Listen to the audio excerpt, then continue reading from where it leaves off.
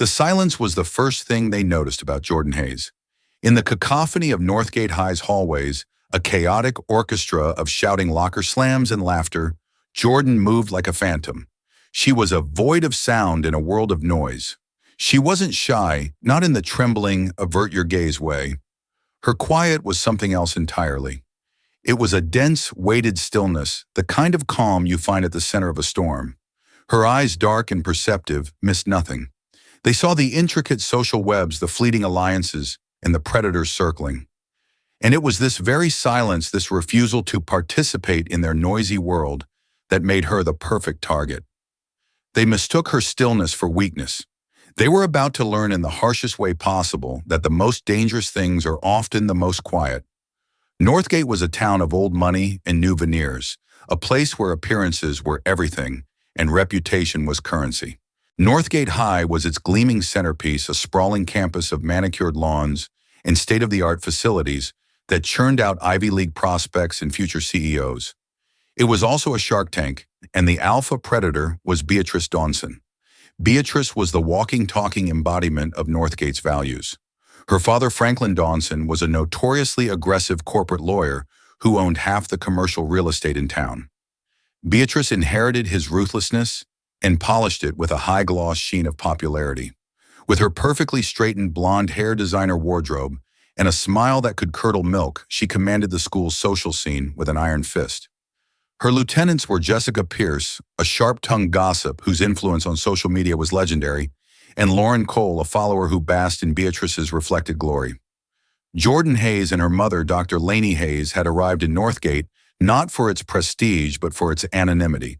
They came from a world of military bases and transient friendships, a life dictated by the assignments of Sergeant First Class Michael Hayes. His sudden death in a training accident 6 months prior had shattered their universe. They chose Northgate for the job offer Lainey, a brilliant pediatrician, had received at the local hospital. It was meant to be a quiet place to heal, to build a new life from the ashes of the old one. Jordan's father had given her many gifts, but the most profound was the discipline of Tang Soo Do.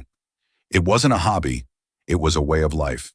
From the age of 5, she had spent hours in dojongs on military posts around the world. Her father's voice was a constant echo in her mind.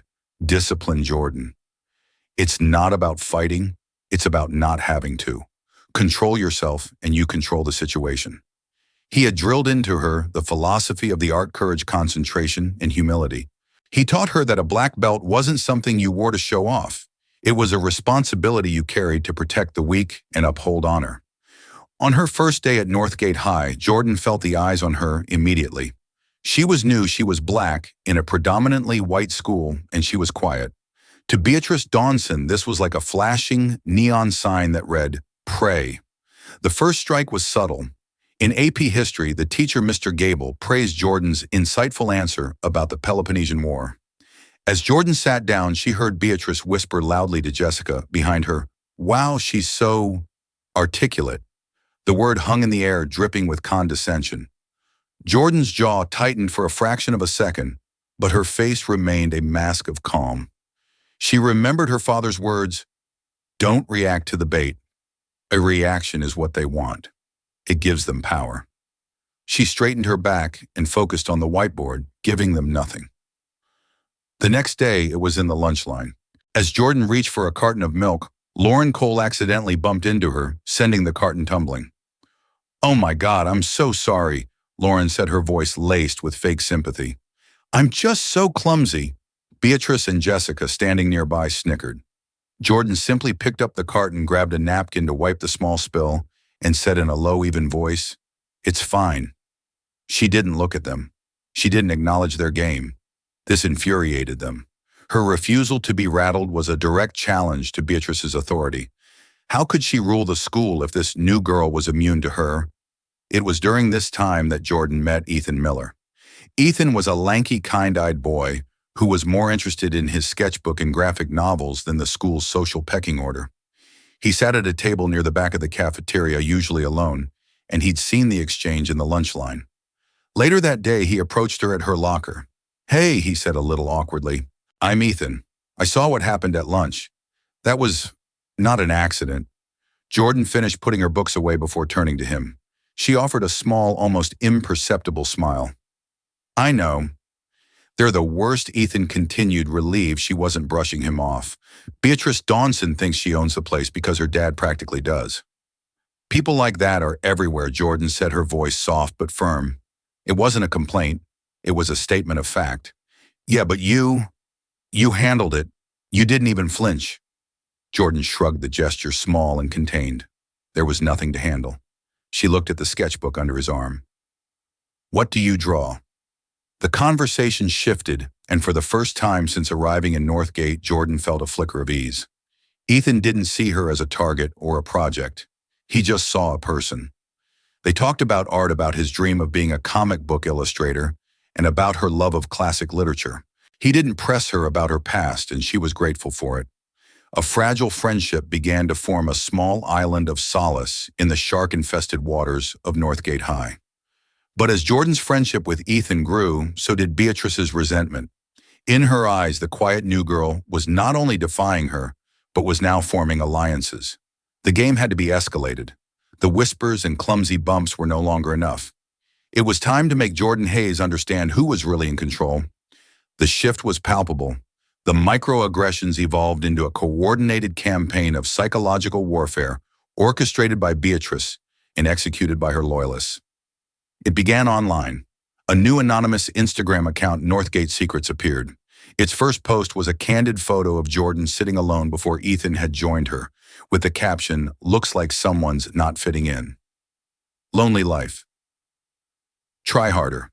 The post garnered dozens of likes and snide comments within an hour. Ethan was furious. "This is Jessica's work," he fumed, showing Jordan the screen. "She runs all the gossip pages. We have to report it." Jordan looked at the picture of herself, her expression unreadable. "Report it to who, Ethan? It's an anonymous account. They'll just make another one. This is what they do. Don't wrestle with a pig, Jordan. You both get dirty, and the pig likes it." Her father's folksy wisdom echoed in her ears. Engaging them online would be playing their game by their rules on their turf. The next day, she found her locker vandalized. Someone had scrawled "Go home" across it in thick black permanent marker. She stared at the words, her stomach twisting, not with fear, but with a cold, rising anger. This was a direct violation, a defacement of her small private space in this hostile environment. She methodically went to the janitor's closet, found a bottle of rubbing alcohol and some paper towels, and quietly began to scrub the marker away. She refused to give them the satisfaction of seeing her upset. Her composure only made Beatrice more determined. She couldn't understand it. Anyone else would be crying, complaining, or lashing out.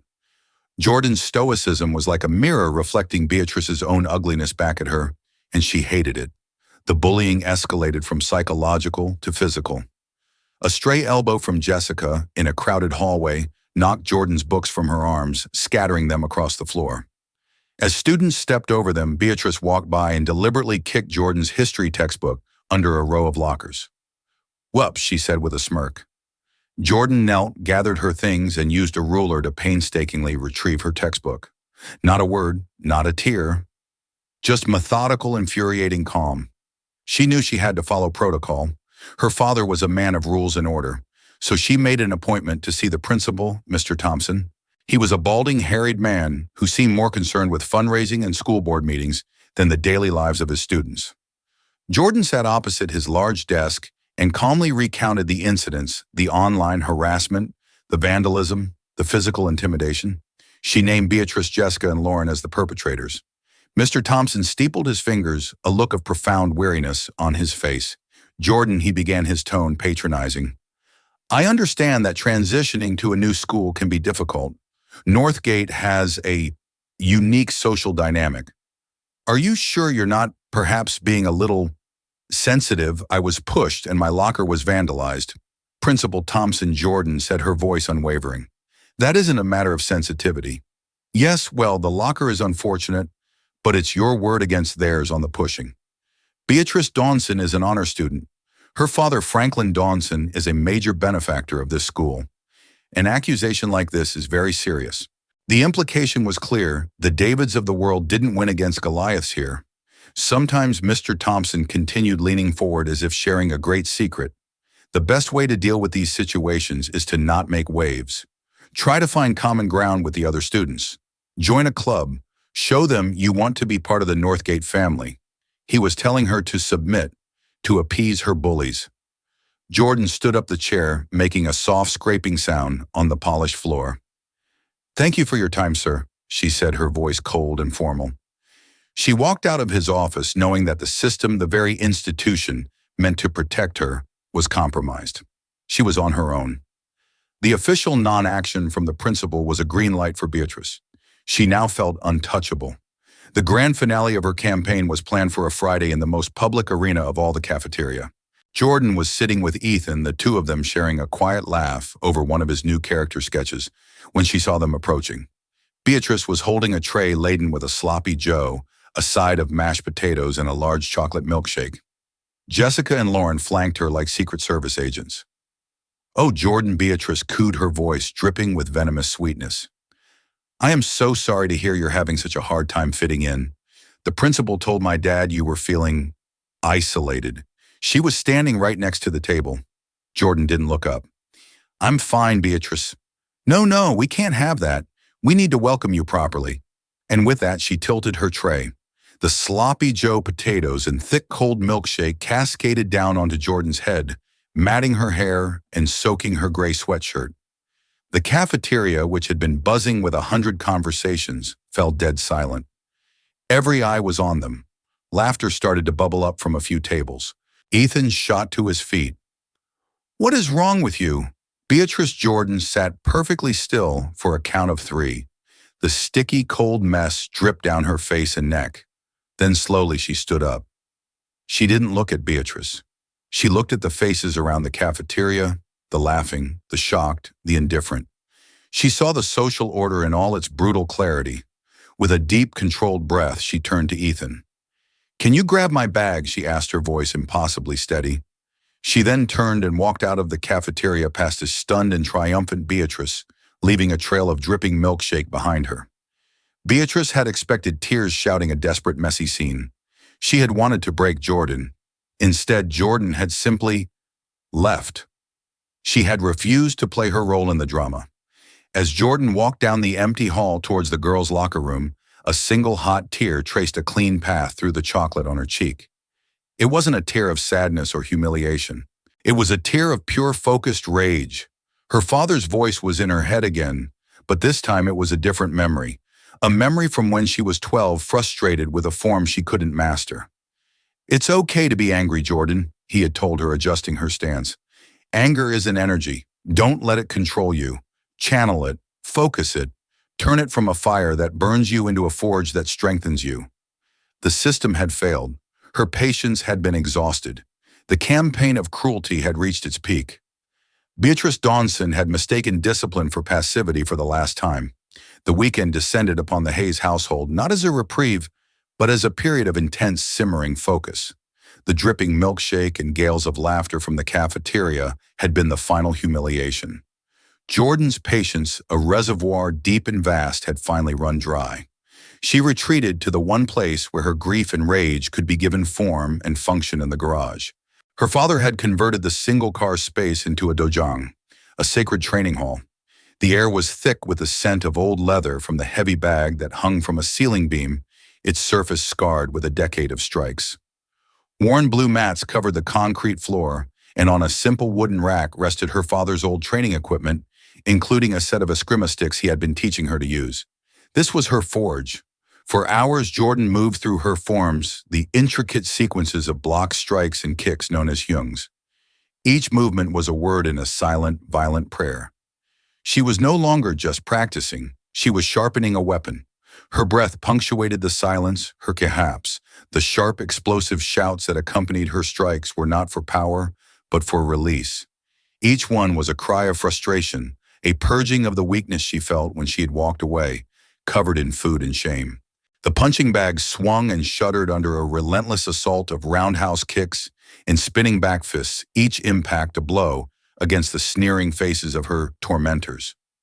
On Saturday evening, her mother found her there. Dr. Lainey Hayes stood at the threshold, a mug of tea in her hand, and watched her daughter. Jordan was drenched in sweat, her muscles taut, moving with a frightening grace that was both beautiful and terrifying. Lainey saw her husband in every precise, powerful line of Jordan's body. She saw the soldier.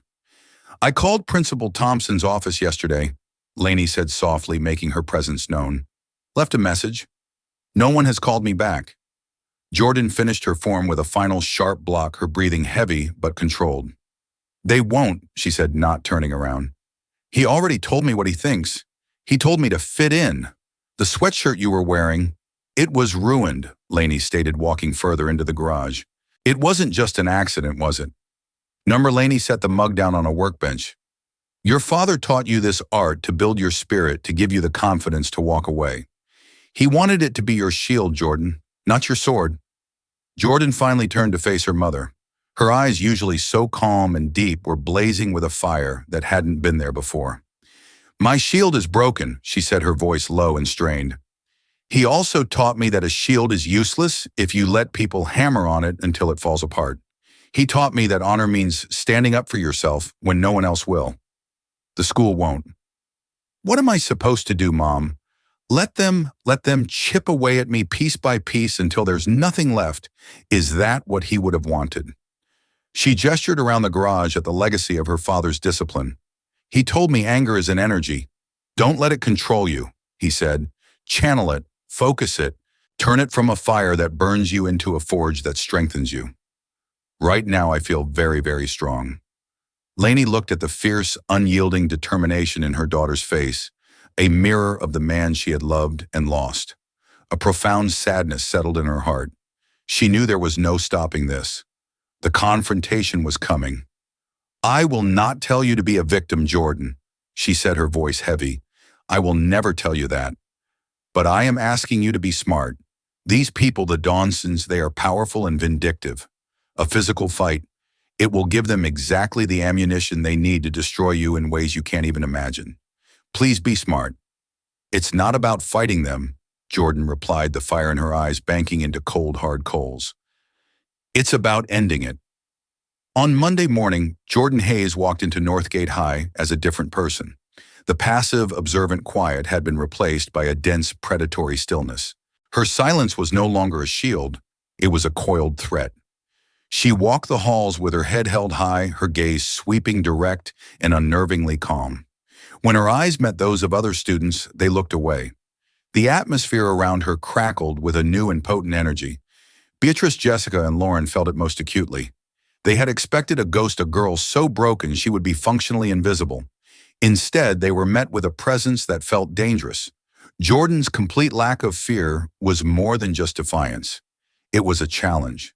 Beatrice, whose entire social standing was built on the fear of others, felt her authority eroding with every step Jordan took. The public humiliation in the cafeteria was supposed to be the final act, the checkmate. But Jordan hadn't fallen. The game wasn't over. Beatrice realized she needed a new, more personal way to hurt her. She needed to take something to prove that nothing of Jordan's was safe from her reach. The plan was simple, and its cruelty was absolute. During fifth period gym class, while the other girls were running laps on the outdoor track, Jessica faked a dizzy spell and was sent back to the locker room. She knew Jordan's regular locker combination was a simple birth date, but her gym locker was secured with a more complex directional lock. Jessica, however, was observant. She had watched from a distance as Jordan opened it earlier, noting the sequence of turns. With trembling, excited fingers, she mimicked the movements. The lock clicked open. She rummaged through Jordan's bag, her heart pounding with a nasty thrill. She bypassed the wallet and phone, searching for something more intimate. Tucked into an inner pocket, she found it. A small, worn photograph protected by a plastic sleeve of a smiling man in a crisp military uniform, holding a little girl on his shoulders. The girl's face was pure joy. Wrapped around the photo was a simple sterling silver chain from which hung a small, detailed pendant of St. Michael the Warrior Saint. To Jessica, it was just some cheap jewelry in an old picture. She didn't understand she was holding the very heart of Jordan's history. She pocketed her prize and slipped out of the locker room unnoticed. The school day ended. Jordan was at her locker, methodically packing her bag for home, when Ethan rushed up to her, his face pale and his breathing ragged. "Jordan? Thank God I caught you," he panted. "You have to listen to me. Do not go out the back of the school. Just come with me to the front entrance right now." Jordan looked at his frantic expression. "Ethan, what's wrong?" "It's Beatrice. And Jessica and Lauren. I heard them in the hall by the gym. They were laughing. They have something of yours, Jordan. Something they took from your gym bag." He lowered his voice, his eyes wide with alarm. "They're waiting for you, behind the bleachers.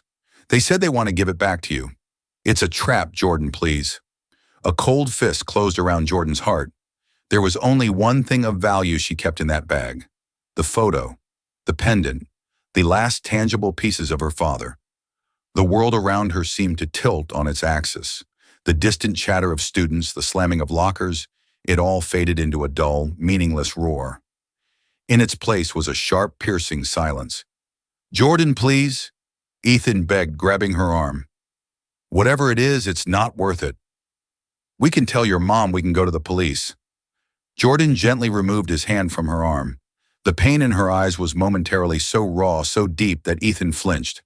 Then it was gone, replaced by a sheet of ice. Her face became an unreadable granite mask. "They have something of my father's, Ethan," she said, her voice devoid of all emotion. "This is not a choice." She slung her backpack over her shoulder and began to walk her steps steady and deliberate toward the athletic fields. The area behind the bleachers was a notorious dead zone, a shadowed strip of muddy grass and concrete shielded from all eyes. It was the perfect place for an execution. As she rounded the corner, they were there arrayed like a tribunal. Beatrice stood in the center, a smug, triumphant smirk on her face. Jessica and Lauren flanked her, though they looked far less confident, their nervousness a stark contrast to Beatrice's glee. Beatrice held up the silver chain, letting the St. Michael pendant catch a glint of the dying afternoon sun. It swung back and forth like a hypnotist's watch. "Looking for them." "Hayes," she taunted, her voice echoing slightly in the enclosed space. Jordan stopped about 10 feet away. She let her backpack slide from her shoulder and dropped to the ground with a soft thud. "Give it back, Beatrice." "I don't think so," Beatrice said, her smirk widening as she held up the photograph. "Oh, is this your daddy? In his little costume? What was he, one of those guys who plays soldier in the desert?" She paused for effect, savoring the moment, the ultimate twist of the knife. "Too bad he's not here to protect you now." That was it. The final desecration. The final thread of her carefully woven restraint did not just snap, it vaporize. But Jordan did not scream. She did not charge. An otherworldly calm descended upon her, a focus so absolute that the world became a series of simple, clear calculations. The wind, the distance, the footing, the arrogance on Beatrice's face. All noise, all emotion, all grief fell away, leaving only the cold, hard clarity of her purpose. Her father's voice filled the silence in her mind, not as a memory but as a direct command. Control the space. Control the distance. Let them make the mistakes. "This is your last chance," Jordan said, her voice dangerously low, a whisper that carried more menace than a shout. "Give it back." Lauren, finally recognizing the precipice they stood on, took a half step back. "Beatrice, just give it to her. Let's go." "Shut up, Lauren." Beatrice snapped, drunk on her own power. To her, Jordan's calm was weakness, her quiet a prelude to tears. "You want it so bad, come and get it." With a flick of her wrist, she tossed the precious photograph onto the damp, muddy ground between them. Jordan didn't even glance down at it. Her eyes, black and depthless, were locked on Beatrice. Jessica, eager to prove her loyalty, made the first fatal mistake. She lunged forward, her hands outstretched in a clumsy, two-handed shove. Time seemed to bend. Jordan moved not with speed, but with an impossible efficiency. She took a short, gliding step to her left, letting Jessica's momentum carry her past. As Jessica stumbled off balance, Jordan's right hand shot out, not as a fist, but as an open palm heel, striking the brachial plexus nerve cluster at the side of Jessica's neck and shoulder. There was a dull thud. A look of pure, bewildered shock crossed Jessica's face as her entire right arm went dead, a useless weight. She cried out a sharp yelp of pain and surprise and staggered back, collapsing to one knee as she clutched her now useless limb. Lauren screamed a raw animal sound of terror and turned to run.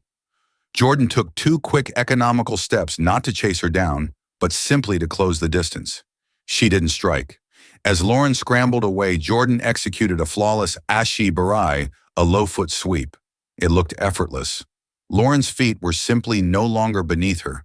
She crashed to the ground, landing hard on her backside, the wind exploding from her lungs in a choked gasp. She sat there stunned, sobbing, and utterly defeated. 2 down. Less than 5 seconds. Beatrice stood frozen, her smugness having evaporated and been replaced by raw, primal fear. Her lieutenants were neutralized. She looked from Jessica on her knees to Lauren on the ground, then back to Jordan, who was now advancing slowly, her hands held loosely at her sides, her expression utterly blank. "Stay away from me!" Beatrice shrieked, her voice cracking with hysteria. "My father will destroy you." In a final desperate act of panicked aggression, she swung a wild looping punch. Jordan met the attack with a simple, elegant movement. A rising outside block with her left forearm deflected the punch harmlessly upward. In the same fluid motion, she caught Beatrice's wrist, flowing with the energy of the attack, and transitioned into a classic kotegaishi, a wrist-out turn joint lock.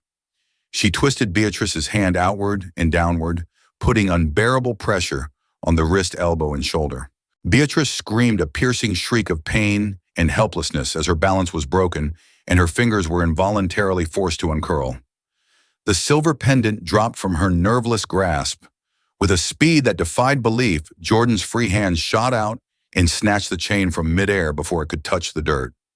Still maintaining the excruciating lock, she drove a stunned and whimpering Beatrice backward until her back hit the cold, unyielding steel of a bleacher support beam. Jordan's face was inches from hers. Beatrice was hyperventilating, tears and mucus streaming down her face. The queen was dethroned. The predator was prey.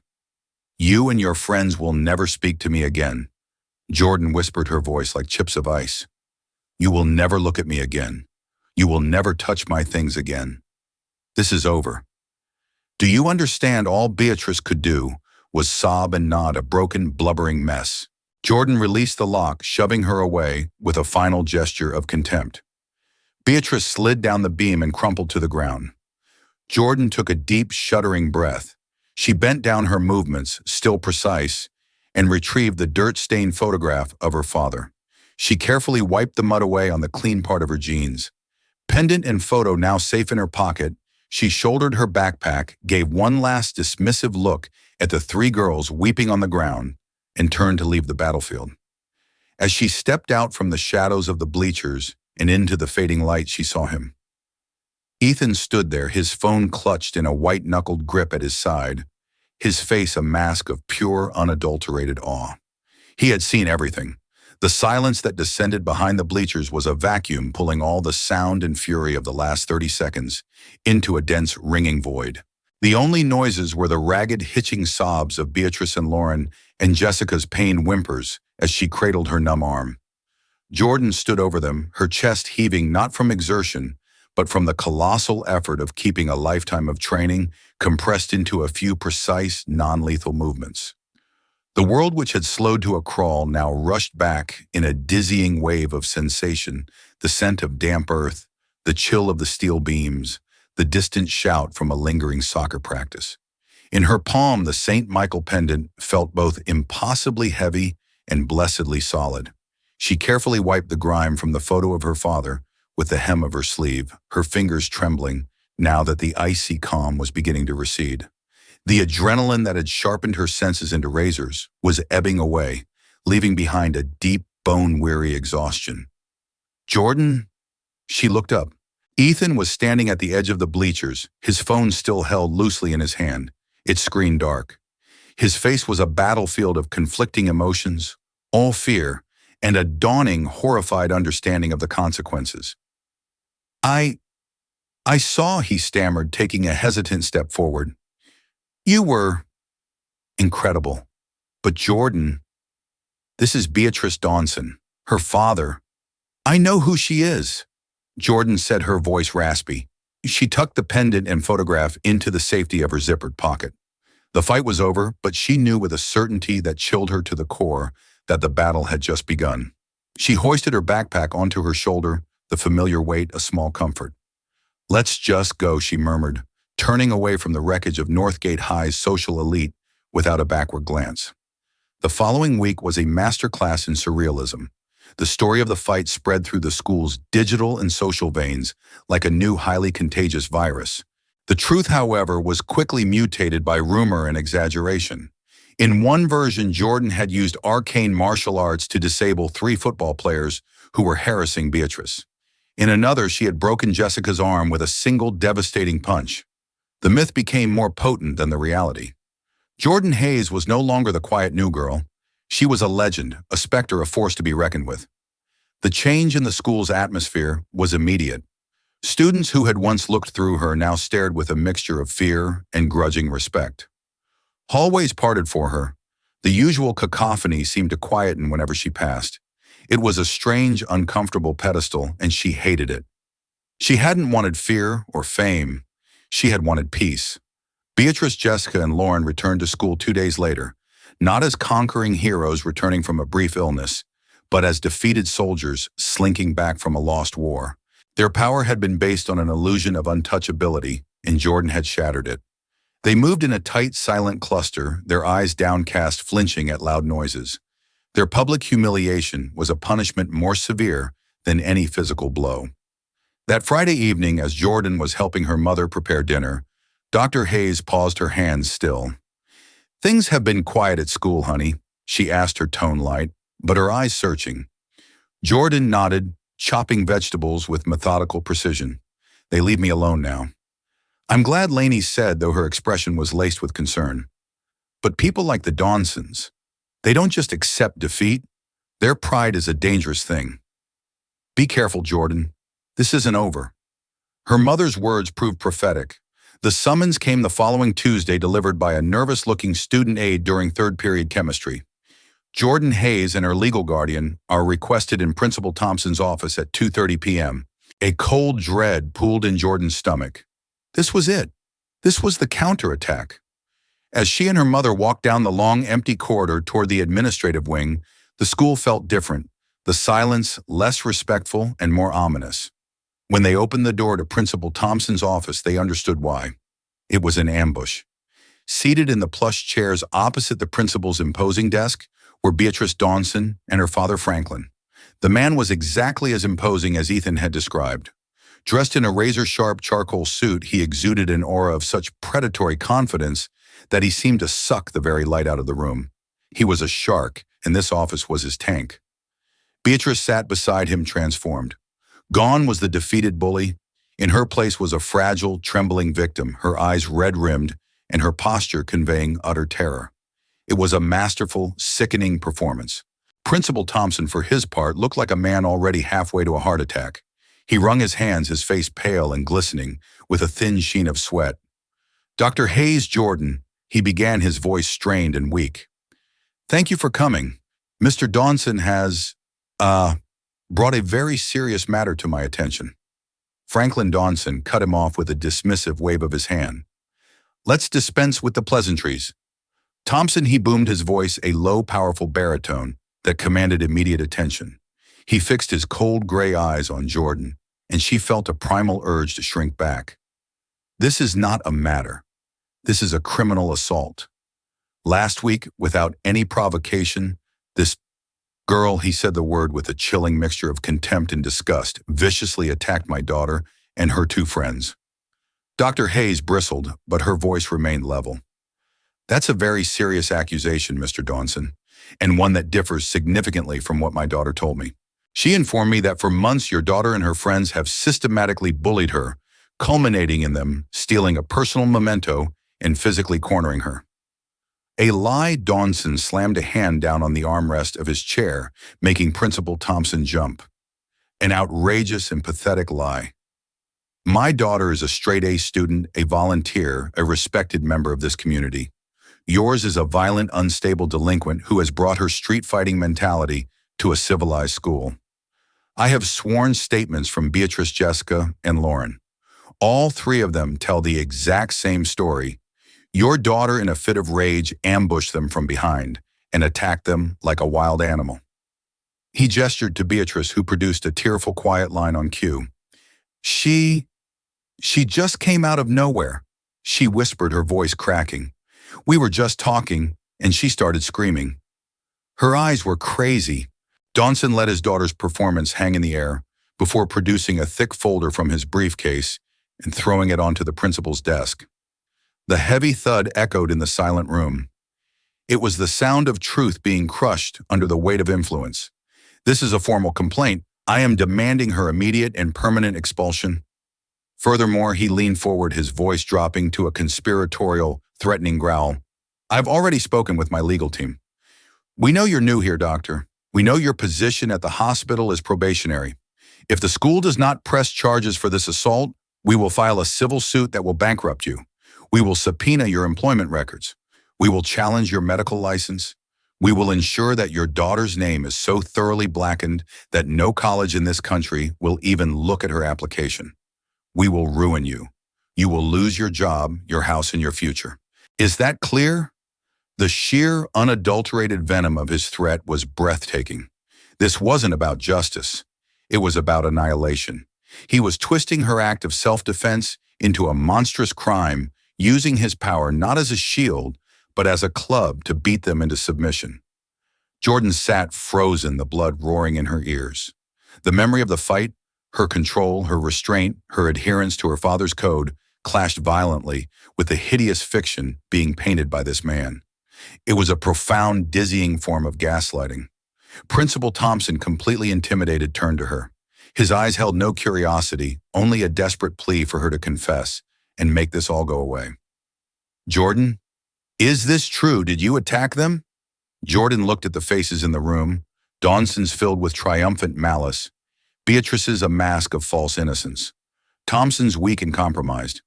Then she looked at her mother, who watched her with fierce, unwavering belief. I defended myself, Jordan said, her voice steady despite the despair clawing at her throat. A convenient fantasy, Dawson sneered.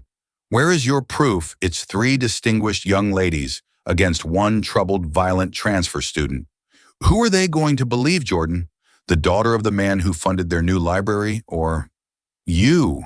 He let the question hang in the air, thick and suffocating. The twist of the knife was complete. The system wasn't just failing her. It was actively being wielded as a weapon against her. The world her father had told her about, a world where honor and discipline mattered, felt like a distant, childish dream. Here in this room, only power mattered, and they had none. Franklin Dawson leaned back in his chair, the expensive leather groaning under his weight. A smug, predatory smile played on his lips. He had laid out his terms, delivered his threats, and now sat like a king, holding court, expecting the inevitable surrender. The air in Principal Thompson's office was thick with his arrogance, a palpable force field of wealth and influence. He glanced at Beatrice, who dutifully produced a soft, theatrical sniffle, dabbing at her perfectly dry eyes. He expected tears from Jordan, desperate pleas from her mother, and a torrent of groveling apologies from the principal. He was about to be profoundly disappointed.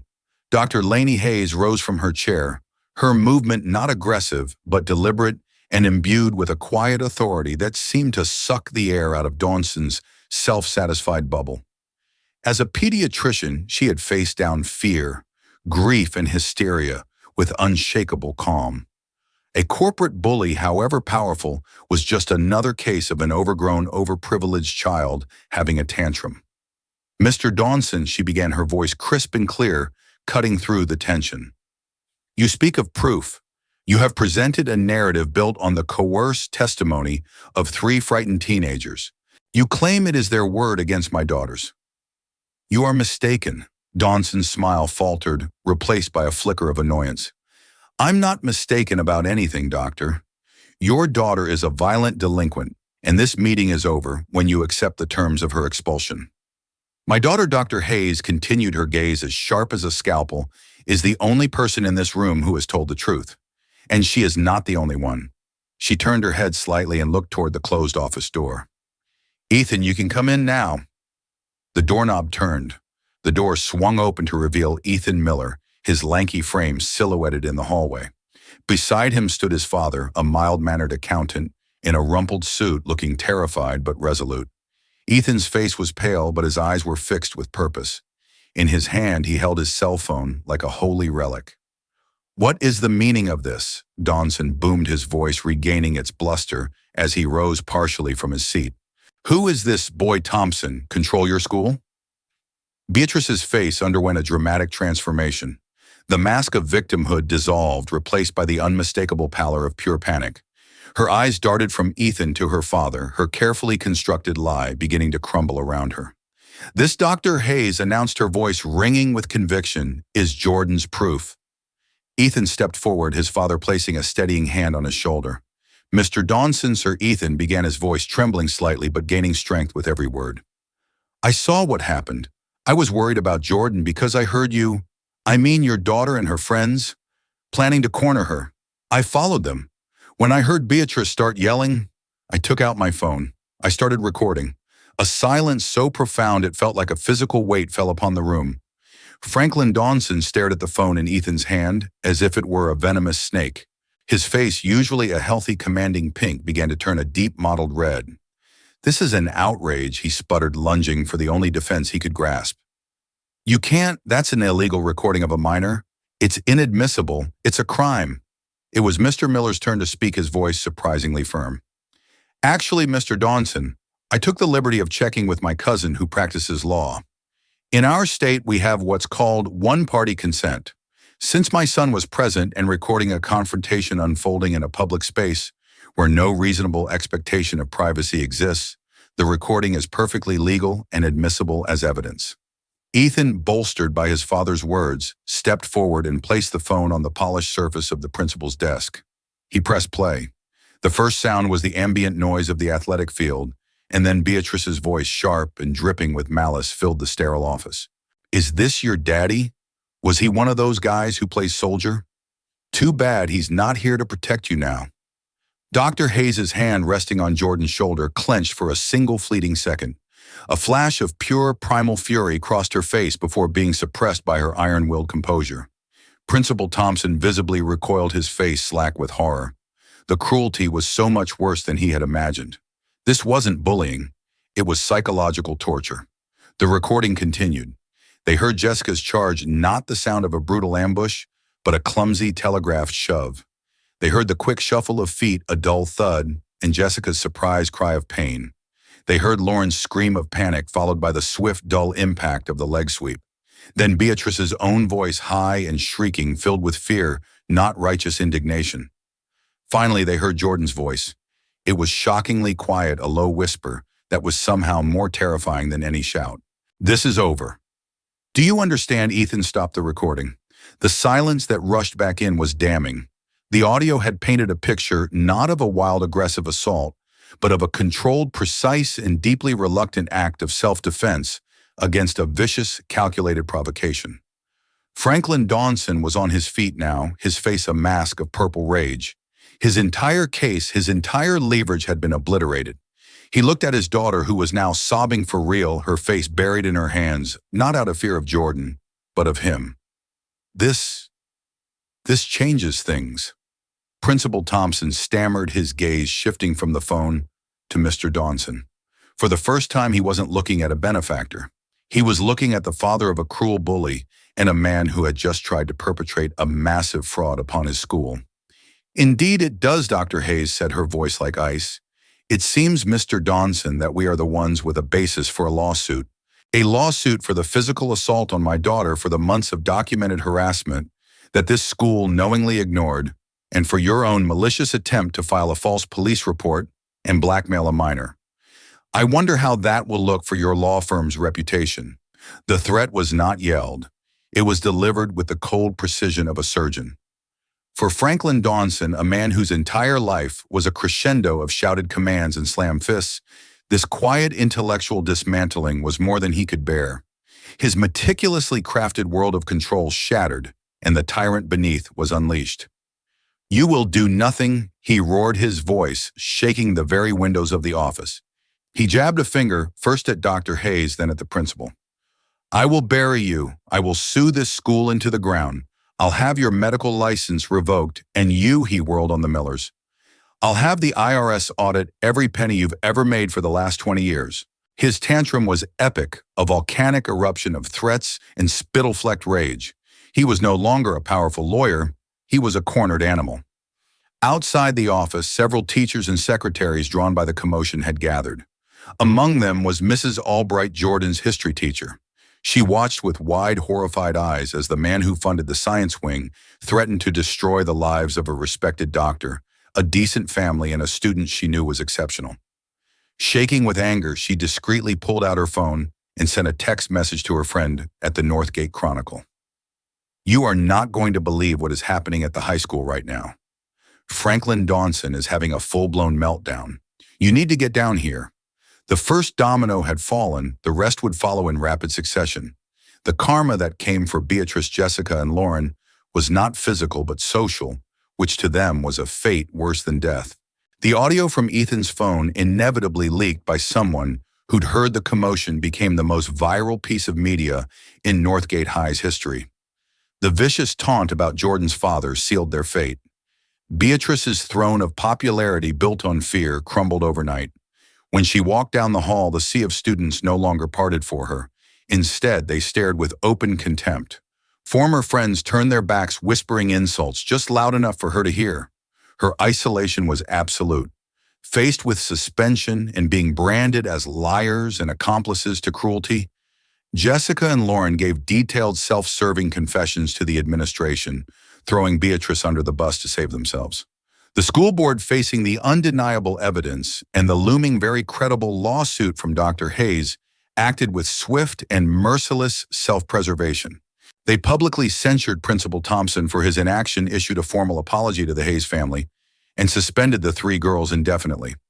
Franklin Dawson's name was quietly but very permanently chiseled off the benefactor plaque in the science wing. But the most devastating karma was reserved for Franklin Dawson himself. The reporter Sarah Jenkins arrived on the scene just as he was storming out of the school, his face still flushed with rage. The tip about his meltdown was the hook she needed. She began digging not into the school fight, but into the man himself. His thuggish, unprofessional behavior made her wonder what other corners he cut. Her investigation uncovered a pattern of predatory business practices, zoning law manipulations, and witness intimidation. Her front-page expose, titled "The Tyrant of Northgate," was a bombshell. Dawson's carefully constructed empire, built on the illusion of respectable power, began to fracture. Business partners pulled out, city contracts were put under review, and his reputation was irrevocably shattered. In his blind obsession with crushing a teenage girl who dared to defy him, he had aimed a wrecking ball at her and ended up demolishing his own house. Jordan watched it all unfold from a distance. There was no celebration, no triumphant fist pump. There was only a quiet, grim sense of resolution. She had not sought this. She had not wished for their ruin. She had simply stood her ground, defended her father's memory, and held on to the discipline he had taught her. Her enemies, in their lack of control and their all-consuming rage and arrogance, had authored their own destruction. Their karma wasn't a punishment she had delivered. It was a debt they had finally been forced to pay. So what's the real lesson in Jordan's story? It's not just that bullies sometimes pick on the wrong person. It's about the true nature of strength.